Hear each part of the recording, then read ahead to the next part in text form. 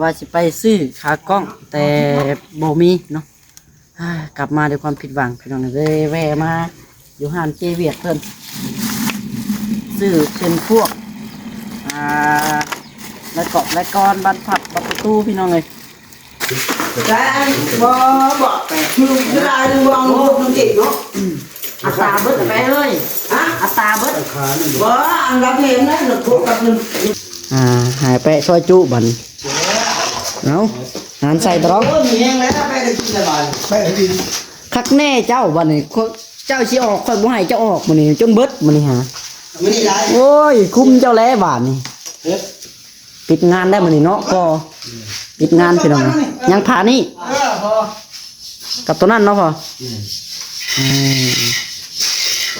เนาะสาพี่น้องเนาะโ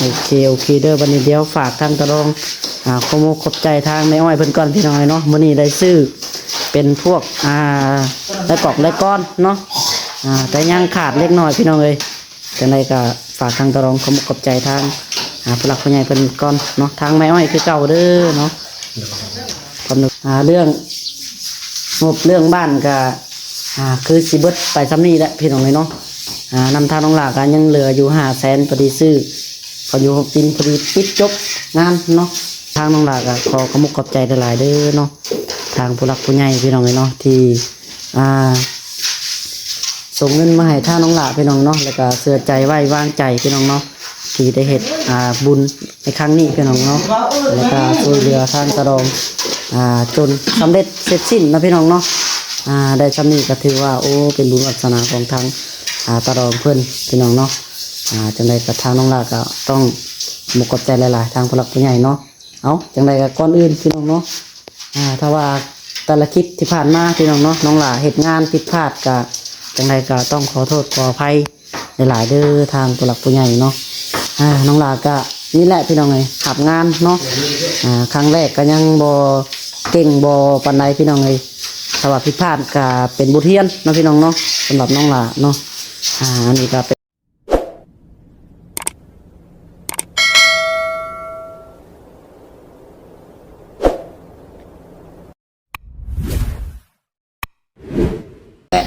มาสู่บานผับใบประตูบานผับอันนี้ไล่ก่อนพี่น้องอยู่เฮือนไปใส่เฮือนตลอดเฮือนพอบาทรงเนาะเอาเห็นอยู่วะนี่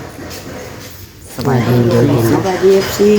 ตอนนี้ให้เจ้เป็นไล่เบนอยู่พี่น้องเลยแม่นจีเบิร์ดเท่าไรเนาะแม่เป็นอยู่วันเดียวจะให้เงินเบิ่งเงินเป็นนี่ก็ได้เนาะยังตัวนี้แหละพี่น้องเงินทางคะแนนเป็นฝากมา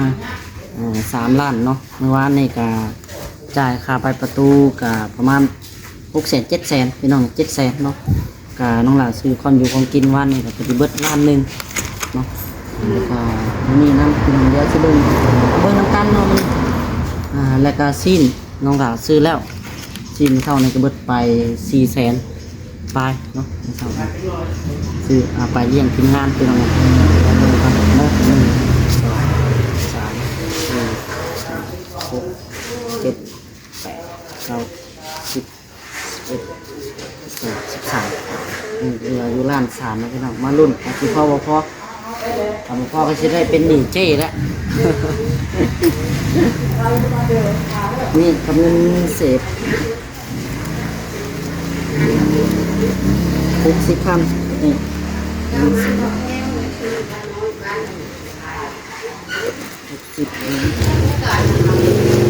เห็นเบิดทุกคนหรือว่าเขาไม่เห็นนะลูกยืนถ่ายเห็นเบ็ดเห็นอยู่เห็นบ่เห็นเบ็ดแล้ว60 70เนาะเบิดแล้วเนาะส่วนตัวนี้มาลองเป็นสิไปเห็ดต้นตัวเนาะเป็นขาเอาให้หน่อยเห็ดต้นตัวโอเคเขียนบินก่อน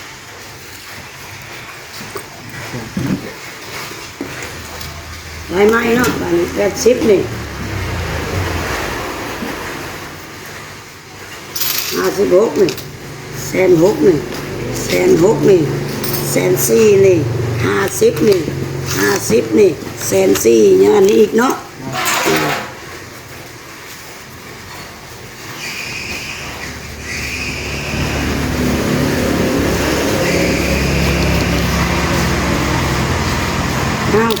รวมทั้งหมดน่ะ8 ล้าน850,000ขอโทษเด้อผู้ใหญ่เด้อ8 ล้าน850,000 คอยตกใจมัน คอยตกใจเนาะ850,000ผู้ใหญ่ พอยังสนองพอ แม่นอันนี้เด้อ850,000 เลยนะ โอเค เดี๋ยวเบิ่งกันเนาะ50,000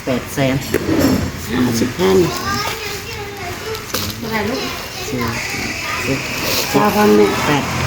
800,000 เขาก็พูดได้มาเดี๋ยวกับไป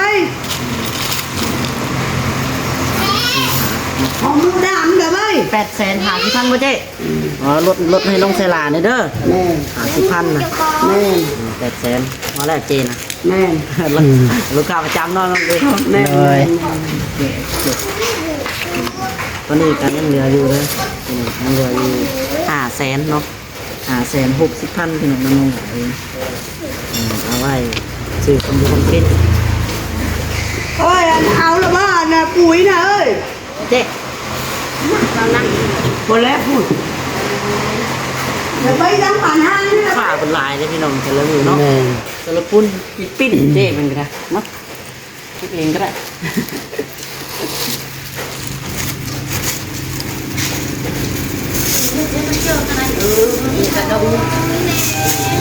ซื้อไปให้เขาเก็บเพื่อนให้ จะ เขา ผ่านบ้านที่เลยเดี๋ยวที่ใจเงยเดี๋ยวที่เงยทุกหน่อยเดี๋ยวที่มาเลยที่เงยมันคนจ่ายเลยเด้ผ่านห้างนึงผ่านดื้อเลยทุกมัดทุกเช้ามันจี้ระเบียบนึง เนี่ยน็อตจังหวะใส่ไม่ได้จักมือน็อตทำไรทำไมนะ ยังน็อต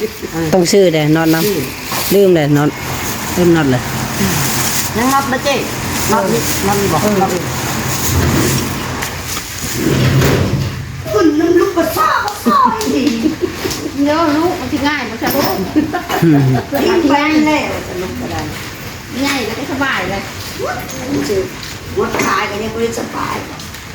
น็อตยิ่งนี่เลยเจ๊ซึ่งบางครั้งบาง ยั ที งหาให้กันเลย นั่นแหละเท่าเลยยังเอาลูกน้อยอยู่เท่าเลยจะเอาลูกน้อยอ่ะ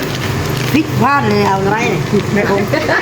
สาวมดมันเหลือดี จะโดนน้ำกันเด้อบ้านนี้เด้อ เอามดบอก กินบ่แค่บ่มียากันเลยจะโดนน้ำกันบ้านนี้ เอาไปแล้ว เออได้ดูลายเลยมันยาก เพื่อที่ง่าย รู้ไรน้องใส่ละ50เมื่อกี้นี่ ขอบใจ เอาน้ำมันตัวนี้40,000นี่ ที่บอก เอา40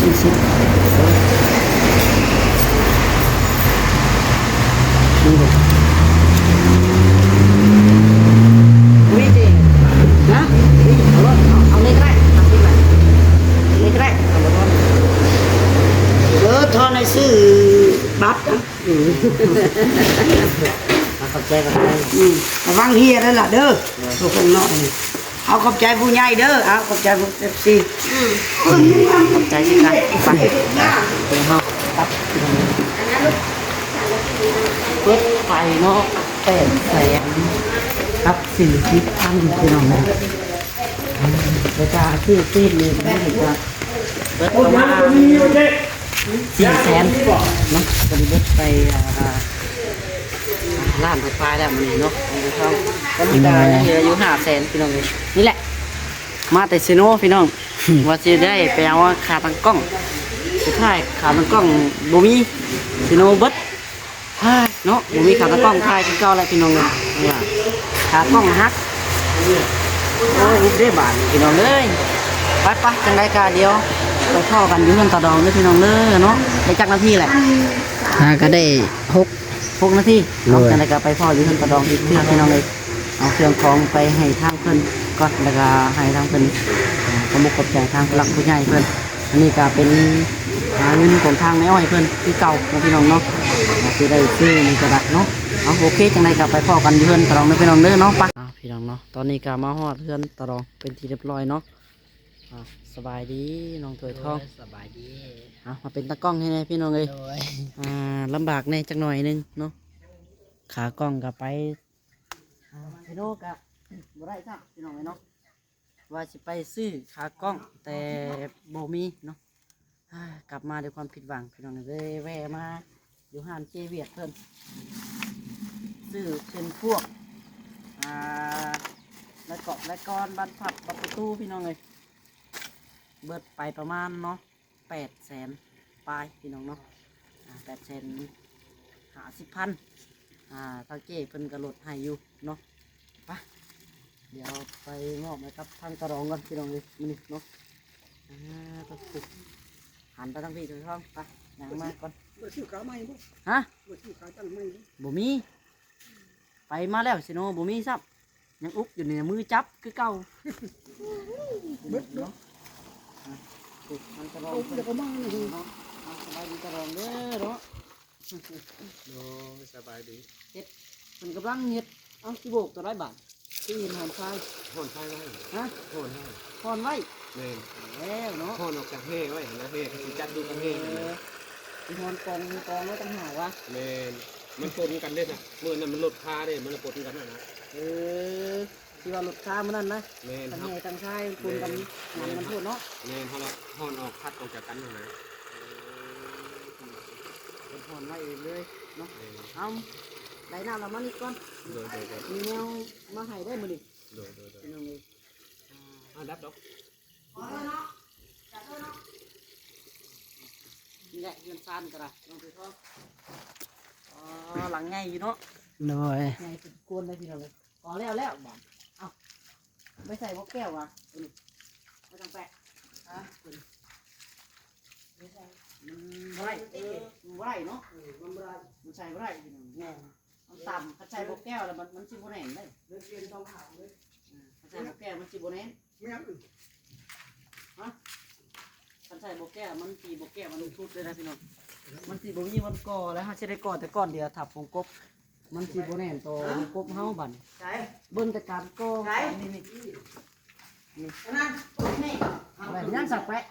ให้เดียวนึงพี่น้องเลย โอ้ย นี่เนาะเบิ้งเป็นน้ำกันเบิ้งทางนี่จ้ะ เล็กได้นั่นน่ะเล็กกำลังค่อยวันน้อยนี่ ทางคอกำลังใส่บะแก้วอยู่พี่น้องเลยกดจับน้ำสองน้ำเพียงแม่เนาะ แป้นไอ้ไม้นั่นน่ะอันนี้นั่นน่ะใจ ไป กำลัง แก้วหน่อยย่างนี่ให้เบิ้งเครื่องมันกันนี่ให้ฟองมาเบิ้งก่อน โอ้ย มาเบิ้งเครื่องได้บอกผมบอลตามที่อะไรน้องบ่าไปไล่เองไล่พี่น้องเลยไล่เองเลย เอาไหลบ่ลึก น็อตกระซื้อเป็นถุงเลยน็อตอะไรหลายพิษ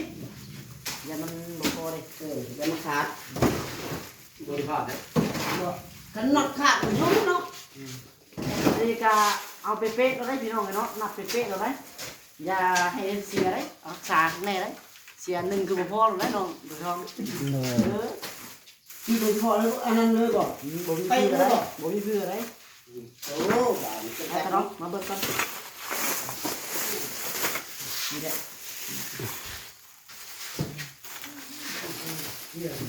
เบิดไป850,000เนาะเดี๋ยวสังเกตว่าพี่ตกใจว่า8 ล้านก็ฟ้าตัวเจ๊กระโดดเลย แต่ด้าน งาน นี้ เมื่อเลย ตัวคุย ไม่ มา ได้ ได้ โล ลูก เม เม็ น ด เล เลย ย ขอโทษในรายเดอร์เราใหญ่เลย800,000เรา เป็ดยอดแจงมีเป็ดยอด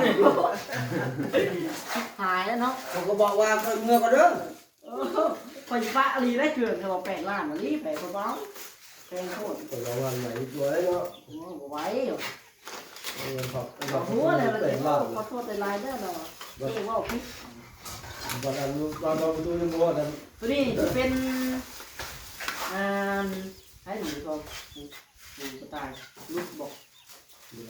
กินออกมาเนี่ย ยังเจอเป็นเอาให้ บริซื้อเป็นลูกบอกบินได้พี่น้องเลยเนาะใส่เป็นแบบนี้เลย คือไว นี่แหละเฉพาะบานไงเบิ่งลูกเฉพาะ พบ เฉพาะมีเล็กสากรวมดึง4 อันเนาะรวมดึงแล้วก็อันนี้คือพอมา3 อันทำหนึ่งได้บอกเป็น3เนาะข้างหลังก็เอาเป็น2พี่น้องตัวมันจะเป็น2 ใบมันจะได้3 อันเนาะในการไล่ก่อนเอาเป็น2 อันไม่ใช่ไหมดอกไปตอนทันเพิ่มทางลมมันบริหลอกดอกเนาะลมใส่ไป2พี่น้องอีกาตัวนี้เ เป็นผู้ชายเป็นผู้ชายแล้วมากระเจบริสุทธิ์มันยังซื้อมาใหม่เนาะมันเดียวต้องหลักซื้อมานั่นมากระเจเนาะจะมาดูตัวนี้ก่อนบัดตัวมันทับน้อยได้ป่ะพวกอันแม่นตะวันทำมันบุกเกินเนี่ยลองนับลูกตรองนี่เอามาเพื่ออยู่แล้วล่ะ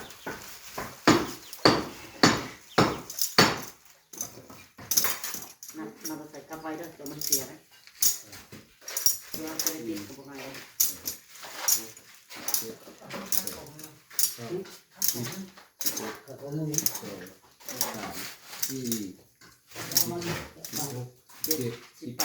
18นั้นเนาะแสดงว่ากับหนึ่งนี่เกิน10 อันเจ๊ว่ากับหนึ่งมี10 อันเนาะเอาไปจับกับหนึ่งแล้วก็นับเพื่อ ปกติแม่ข้างในจริงมันขาดจำชงกูเลยหนอดเดียวเลย เจ้าได้ไปส่งรถท็อปเรา กันเกินนะ ส่งเนี้ย มาชงแล้วก็เอาเลยตื่นนะ เอาเลยเอาเลยเจ้าไปส่ง กันพอแล้วก็เราไปชงไว้ มาดินี่นับตัวนี้ก่อนวางใส่กันเป็นไล่โก ไปถึง8 ตัวนี้ก็16 อันคือกันตึงหลุมเด้ยวงมี8 อันยวง เลิกบอกกับเจ้าไทยมันคือเบิร์ดใช่ดองของเจ้าไทยคือเบิร์ดใช่ เอามันเหลือ เอา เลย เบิดเด้มันมีอยู่10 อันก็คือ11เนี่ย ซอยจูได้หรอ 2 4 อยู่กับตาเราถูกซอยจู ต้องใช้ก่อนให้เจ้าเอาขึ้นมาก่อนล่ะ อยู่บนรถน้องเดือดร้อนเยอะเหรอ เจ้าจะไม่ได้ออกว่าวัน ฟั นั้ ง น แล้ว แหละ โอ้คัก แป๊ะไปไทยซอยจู ฮะกูเป็นไรรถน่ะไม่ยอม โย่โย่มา มาเล่นกันมึงนี่บอกวันนั้นที่ไปโจรกูบ่ได้ละ นี่คือลงตัว มาเปิดแล้วมึงบอก 3โอ้มากผมบอกไปดีนะมาได้แล้วสั่งว่าแล้วผมขาดไม่ใช่ได้พี่น้องยิบคิดหนึ่ง ก็ได้คิดเลยลูกนั้น ล็อกขาดมันมี25ถ้าใช้ยี่ห้อเท่าไหร่นี่ ตัวที่ก็ให้คิดแล้วตัว แต่บอกคือเวลาดูวางลูกน้องเก่งเนาะ อัตราเบิดไปเลยล็อกเนาะอันนึง นี่กบ ผมแล้ว8ตัวนี้8กับ1เรามี8 อันเราเอากับปริมาณเรากับ1มี8กับ8นำมึงลูก นี่ตัวนี้บุก คันบ่พอไม่เอาอยู่เพื่อนน้ำมันคือบ่บ่มีอยู่ฮะ บุก 8 อันต่อ บุก ก็บ่ เป็ดแต่นี่กูมีตัวนี้ตัวนี้เนี่ยจะตรงตัวเรา เนาะมีอันหันเนาะ มีแต่ตัวนี้ มีแต่ตัวนี้ มีตัวนี้ตัว กูนี่ตัวใส่ตัวเขาเนาะมาตัวนี้ นี่แหละเป็ด มันคือปากอันนี้เล็กหน่อยนี่มันยังลงไปเอาพอดีเอาหมากกระแจเลยยังไม่ได้ไปติดง่ายแต่ว่าเนาะ ติดตัวนี้ ฮะ นี่เลยกัน ติดแล้วอ่ะ นี่ติดแล้ว โอเคมันเดี๋ ติ ย ด ว แล้ว จะ มันบริบูรณ์เป็นเลย เบิดงบเนาะเอ้าจะได้ก็แจ้งข่าวแจ้งเลยแล้วพี่น้องเนาะเบิดงบก็ได้เนาะถ้าเราไม่บาทพี่น้องนี่แหละนั่งกระเป๋าก็ได้เนาะเอ้าเงินเจ้าอันนี้140,10,000คนนี้เปลี่ยนนี่จะเก้าเจ้าเป็นเพื่อเปลี่ยนอะไรกัน ก็คือทำเป็ กันบ่ ทำให้ลืมให้ซื้อลูกแล้วเพิ่มให้ซะ นี่แหละพี่น้องเลยอะไรพากับข้าวกับน้ำเป็นเนาะยังเหลืออยู่500,000พอดีเปิดติดบอกติดบ้านแล้วเนาะซื้อในอยู่ในกินอันนี้ก็ตัว500,000เรานำให้กินเป็นแล้วเบิดคักแน่พี่น้องเนาะบ้านนี่เนาะได้แต่ก็เนาะสำนีก็ดีมุกดีใจนะเนาะตลอดพี่น้องเนาะอันนี้ก็ดีใจนำทางตลอดเพื่อนพี่น้องเลยยังขาดในบอลล็อก1กับ อันนั้นเนาะวันเนาะรวมมันเป็นน็อตบ่วงพี่น้องเนาะน็อตบ่วงน็อตบ่วงตัวนี้แหละที่มากระแจแล้วก็น็อตบ่วงนะพี่น้องเนาะมีบ่วงกับ8 อันเนาะ8 อันพี่น้อง ใครได้เขาใครเอาค่ำผมพวกนั้น เอาใส่โอเคพี่น้องบัดนี้สิจังได๋ก็เนาะฝากทางตะดองพี่น้องเนาะบัดนี้มาทางในดองก็ยังบ่แล้วหน้าซ้ำพี่น้องเนาะว่าสิให้มานั่งคู่กันอยู่พี่น้องเนาะ จังว่าสิเข้ามาบ่รู้ว่าได้เพิ่นออกไปเบิ่งงัวก่อนบอกเพิ่นเลยว่ากลับมาเด้อ ผมยัง กระโดดเบิ่งงัวก่อนงัวมันสิ ยังบ่แล้วบ่ แล้ว แล้วเลยโอเคสบัดนี้เนาะแล้วเลยเนาะเอาจังไดก็โอเคพี่น้องเอ้ยมื้อนี้ซื้อเป็นพวกอันนี้เนาะพี่น้องเนาะขาดเล็กน้อยเดี๋ยวต้องหาสิเอาลงไปใหม่ว่าแล้วพี่น้องต้องพิษมันหลายอย่างเด้มันสลมุนนะมาลืมเจ๊ก็ให้ลูกน้องแช่วอยู่เราห้องใจบ่ทันใจเราเด้โอ้ลูกค้าเต็มอยู่จักไผจักยาเราก็ได้เอาไปมาลืมก็ได้ใช้น้องเก๋หอมเอามาพี่ซีนนี่ซอยจุได้พี่น้องมื้อนี้ได้ซีนสดคักแน่มื้อนี้บ่ต้องห่วงแต่พึ่งเลยบ่ โอ้ เต็มเลย เต้นเลยแหละ ฝากทางมานี่ ป่า กินได้คนกินเหล้า นี่แหละพี่น้องเอ้ย เรื่องให้ลูก เอ้ยพี่สิตกหายไปซอยจุบัดนี้เอาหารใส่ตรอง มีแห้งแล้วไปได้กินสบาย ไปดี คักแน่เจ้าบัดนี้เจ้าสิออกค่อยบ่ให้เจ้าออกมื้อนี้จนเบิดมื้อนี้หา ไม่ได้ได้ โอ้ยคุ้มเจ้าแล้วบาดนี้พี่อาสุดบ่ได้พี่กันนี่คักแน่เอ้ยฮะ ขาดเลือด เลือดวะโอ้ยมันบ่มีแล้วเนาะข่อยก็ได้ ดูอย่างเลือดอีก ข่อยบ่ได้เอาข่อยก็ยันช่องข่อยคือกันสีแดงโย่บ่ได้แท้โอเคพี่น้องเอ้ยตัวนี้เป็นค่ากับข้าวมื้อนี้ก็ทางแม่อ้อยเพิ่นคือเก่าเนาะสินงัวก็คอมแพงพี่น้องสินงัวสดเนาะงัวเผาพี่น้องเอ้ยแพงเลยเนาะซื้อก็ได้ ว่าถึงก็ได้อยู่ดอก เอาวันนี้โอเคเนาะทางตะรองมันก็เก็บเล่นชายหอนไว้อยู่พี่น้องเอ้ยอันนี้ก็ทางน้องแม็กเพิ่นสบายดีน้องแม็กมาเฮ็ดอะไรแน่มื้อนี้ผสมปูนบ่หอนชายกับตะรองบ่แต่ก็ผสมปูนหยิบบล็อกพี่น้องเอ้ยปิดงานได้มื้อนี้เนาะก็ปิดงานพี่น้องยังผ่านี่กับตัวนั้นเนาะพอเนาะสาพี่น้องเนาะโอเคเด้อวันนี้เดี๋ยวฝากทางตะรองขอบใจทางแม่อ้อยเพิ่นก่อนพี่น้องเนาะมื้อนี้ได้ซื้อเป็นพวกได้กอกได้ก้อนเนาะแต่ยังขาดเล็กน้อยพี่น้องเอ้ยจังไดก็ฝากทางตะรองขอบใจทางผู้หลักผู้ใหญ่เพิ่นก่อนเนาะทางแม่อ้อยคือเก่าเด้อเนาะความในครอบครัวของเพิ่น แม่ให้ลูกมาก็ให้แม่ดูดีมีแฮงอายุยืนยาวมันอุทาง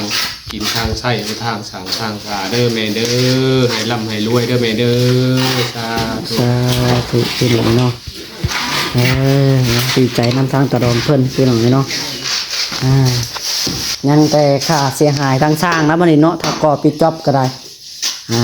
ค่าเสียหายนี่เพิ่นเอานำก็ติดบานประตูเท่าไหร่4 ล้านบอก อีกตามให้แม่อีกตามแม่เพิ่นคิดเห็น อิงตามบอกแม่มันก็ได้สวยเฮาพวกเฮาก็หลาย หลายสิ่งหลายอย่างเนาะ โดยอีกตามแม่ ถ้าว่า คิดเห็น เฮาสิว่าเรื่องค่าส่งค่าสร้างมันก็บ่คือแน่พี่น้องทางผู้หลักผู้ใหญ่เพิ่นก็ซอยเฮาหลายอย่างแล้วเนาะ จะคิดเห็นให้น้องเล็กน้อย ตามตามเพิ่นคิดเห็น โดย เอามีแต่ว่าฟังนำกันเด้อสั่งแปะเด้อเนาะบ่าวสงสั่งแปะพี่น้องเอ้ยเคยได้น้องเพิ่นนำหลายอย่างเลย แล้วก็น้องแม็กนำพี่น้องเอ้ย ว่าจะเป็น ฟังนำกัน ครับเพิ่นก็ได้มีมันบาทเลย แม่ ไม่อ้อยมันก็เครื่องสิบ่คิดเงินอะไรดอก โดยบ่อันจังใดก็ให้เอานำกันนั่นแหละเนาะ เงินยาแล้ว ทางผู้หลักผู้ใหญ่เพิ่นก็ซอยเฮาหลายสิ่งหลายอย่างคือทางบ่สงเพิ่นก็ได้พี่น้องเอ้ยมาให้เดือนให้พ่อก็ลาวก็ได้บ่ปานใดดอกพี่น้องเอ้ยเนาะตรงนี้ก็ได้จังได๋เฮาก็ต่างคนต่างซอยกัน ทางผู้หลักผู้ใหญ่เพิ่นก็เพิ่นให้สำหรับเฮาก็เอาเนาะอิงตามเพิ่นเป็นยังไงเอาโอเคบัดนี้เนาะเรื่องงบเรื่องบ้านก็คือสิเบิดไปซ้ำนี้แหละพี่น้องเนาะนำทางน้องหลากันยังเหลืออยู่500,000พอดีซื้อเขาอยู่6 กินพอดีปิดจบงานเนาะนี่แต่ว่าจักจังไดพี่น้องปิดจบแล้วมันนี่จักรอคอยเนาะถ้าว่าบ่ได้โบกบ่ได้ยังก็สิได้แต่ซ้ำนี้พี่น้องเลยสำหรับเฮือนตะรองก็ได้เนาะถ้าว่าบ่มีถ้าว่ามีก็บุกต่อถ้าว่าบ่มีก็ปิดจบซ้ำนี้พี่น้องเนาะสำหรับเฮือนตะรองได้เนาะเอาโอเคพี่น้องในบัดนี้เนาะเดี๋ยวน้องหลาขอตัวไปก่อนนะพี่น้องเด้อสำหรับที่นี่ก็ขอตัวจังได๋ก็ยินดีมีแฮงเบิดสุขทุกคนพี่น้องก่อนอื่นการทางน้องหลาก็ขอขอบคุณขอบใจหลายๆเด้อเนาะทางผู้หลักผู้ใหญ่พี่น้องเลยเนาะที่ส่งเงินมาให้ท่าน้องหลาพี่น้องเนาะแล้วก็เสื่อใจไว้วางใจพี่น้องเนาะที่ได้เฮ็ดบุญในครั้งนี้พี่น้องเนาะแล้วก็ช่วยเหลือทางตะดองจนสำเร็จเสร็จสิ้นนะพี่น้องเนาะได้ซ้ำนี้ก็ถือว่าโอ้เป็นบุญวาสนาของทางตะดองเพิ่นพี่น้องเนาะจังไดก็ทางน้องหลาก็ต้องมุกขอบใจหลายๆทางผู้หลักผู้ใหญ่เนาะเอาจังไดก็ก่อนอื่นพี่น้องเนาะถ้าว่าแต่ละคลิปที่ผ่านมาพี่น้องเนาะน้องหลาเหตุงานผิดพลาดก็จังไดก็ต้องขอโทษขออภัยหลายๆเด้อทางผู้หลักผู้ใหญ่เนาะน้องหลาก็นี่แหละพี่น้องเลยขับงานเนาะครั้งแรกก็ยังบ่เก่งบ่ปานใดพี่น้องเลยถ้าว่าผิดพลาดก็เป็นบทเรียนเนาะพี่น้องเนาะสำหรับน้องหลาเนาะอันนี้ก็เป็นบทเรียนสู่ครั้งต่อไปพี่น้องเลยบ่ท้อบ่ถอยแล้วก็เฮ็ดไปเรื่อยๆเนาะการเฮ็ดงานนี่ก็แม่นพี่น้องเนาะเป็นงานง่ายแต่ว่ามันบ่ง่ายเลยพี่น้องเนาะเพื่อเฮาสิได้มาเป็นยูทูบเบอร์ก็บ่ตัวพี่น้องเลยถ้าเฮาผิดพลาดในครั้งเดียวก็คือให้ทั้งน้ำตาเลยพี่น้องเนาะเพื่อสิได้มาได้มาซอยคนนี่ก็ป้าบ่แม่นง่ายๆพี่น้องเลยถ้าเฮาซอยไปแล้วเนาะสมมุตินะพี่น้องแต่ละคนที่ผ่านมาซอยได้เบิดทุกสิ่งทุกอย่างเนาะแล้วบ่เห็นคุณค่าความดีต่อเฮาและก็ทางผู้หลักผู้ใหญ่นะพี่น้องอันนี้ก็เฮาก็บ่แม่นวันนี้เด้อพี่น้องก็มีความรู้สึกเสียใจอยู่เนาะแพงหมู่สำหรับบัดหมู่เฮ็ดของเฮาบัดแล้วก็เสียใจนํพี่น้องเนาะแต่กะยามันพี่น้องเนาะจังไดเฮาก็ได้ทานไปแล้วพี่น้องเฮาก็บ่สามารถดึงกลับมาได้เฮาก็บ่คิดสิทวงกลับคืนได้นะพี่น้องเฮาได้ทานเพิ่นไปแล้วเนาะมีแต่ว่าเฮาก็เฮ็ดบุญไปนะพี่น้องเนาะเพิ่นสิว่าจังไดก็แล้วแต่พี่น้องเนาะเฮาก็ได้ทานไปแล้วเฮ็ดบุญไปแล้วนะเฮาบ่สามารถนำขึ้นกลับมาได้ถ้านำขึ้นกลับมาได้แสดงว่าผู้นั้นเนาะบ่แม่นว่าสิเฮ็ดบุญพี่น้องเลยสิ่งที่เฮาทานไปแล้วเฮาบ่สิดอกสิดายมันเนาะจังไดก็นับดอกมือสาธุเอาพี่น้องเลยสิ่งที่เฮาอวยพรปรารถนาเนาะไปโอเคเด้อพี่น้องเด้อสำหรับคลิปนี้เนาะเดี๋ยวต้องลาขอตัวไปก่อนพี่น้องเลยจังไดก็อยู่ดีมีแฮงเบิดสุขสู่คนพี่น้องเอาสำหรับคลิปนี้ขอกล่าวคำว่าพี่น้องเนาะโดยพี่น้องโดยสบายดีเนาะบ๊ายบาย